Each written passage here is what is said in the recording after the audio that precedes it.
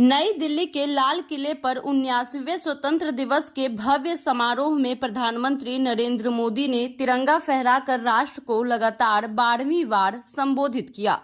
भगवा पगड़ी और भगवा रंग की सदरी में नजर आए पीएम ने 130 मिनट के अपने भाषण में नया भारत के विजन को केंद्र में रखते हुए कई ऐतिहासिक घोषणाएं की। उन्होंने कहा कि आज 140 करोड़ देशवासी तिरंगे के रंग में रंगे हैं और भारत के हर कोने से मातृभूमि का जयगान हो रहा है। पीएम नरेंद्र मोदी ने प्रधानमंत्री विकसित भारत योजना का शुभारंभ करते हुए युवाओं के लिए बड़ा तोहफा दिया। इस योजना के तहत निजी क्षेत्र में पहली नौकरी मिलने पर 15,000 की आर्थिक सहायता दी जाएगी और इसके लिए 1 लाख करोड़ रुपए का पैकेज जारी होगा। उन्होंने घोषणा की कि इस दिवाली देशवासियों को डबल दिवाली का उपहार मिलेगा, जिसमें जीएसटी सुधार के तहत टैक्स दरों में भारी कमी की जाएगी ताकि आम जनता को राहत मिल सके। राष्ट्रीय सुरक्षा के मोर्चे पर उन्होंने सुदर्शन चक्र मिशन लॉन्च करने का ऐलान किया, जो एक शक्तिशाली हथियार प्रणाली के रूप में 2035 तक देश के सभी महत्वपूर्ण स्थलों को एक अटूट सुरक्षा कवच प्रदान करेगा। वहीं सीमावर्ती इलाकों में हो रहे जनसांख्यिकी बदलाव को रोकने के लिए हाई पावर डेमोग्राफी मिशन शुरू करने की भी घोषणा की गई, जिससे घुसपैठ और स्थानीय आबादी के खिलाफ हो रही साजिशों पर रोक लगाई जा सके।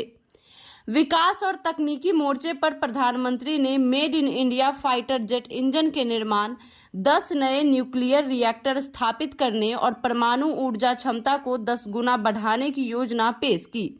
साथ ही उन्होंने बताया कि लंबे इंतजार के बाद इस साल के अंत तक भारत में निर्मित सेमीकंडक्टर चिप्स बाजार में उपलब्ध होंगी, जो आत्मनिर्भर भारत के लक्ष्य की दिशा में एक बड़ी छलांग होगी। किसानों और मछुआरों के लिए पीएम ने पीएम धन धान्य कृषि योजना, बेहतर बीज, खाद और सिंचाई की सुविधाएं और फसल बीमा का भरोसा दिलाया। उन्होंने कहा कि भारत दुनिया का दूसरा सबसे बड़ा मछली और सब्जी उत्पादक देश है और आने वाले समय में यह स्थान और मजबूत होगा। अपने भाषण के दौरान पीएम मोदी ने ऑपरेशन सिंदूर की सफलता का जिक्र करते हुए पाकिस्तान को सख्त चेतावनी दी। उन्होंने कहा कि भारत अब न्यूक्लियर ब्लैकमेल बर्दाश्त नहीं करेगा और खून और पानी साथ साथ नहीं बहेंगे। उन्होंने याद दिलाया कि धारा 370 हटाना डॉक्टर श्यामा प्रसाद मुखर्जी को सच्ची श्रद्धांजलि थी और इससे देश की एकता को मजबूती मिली।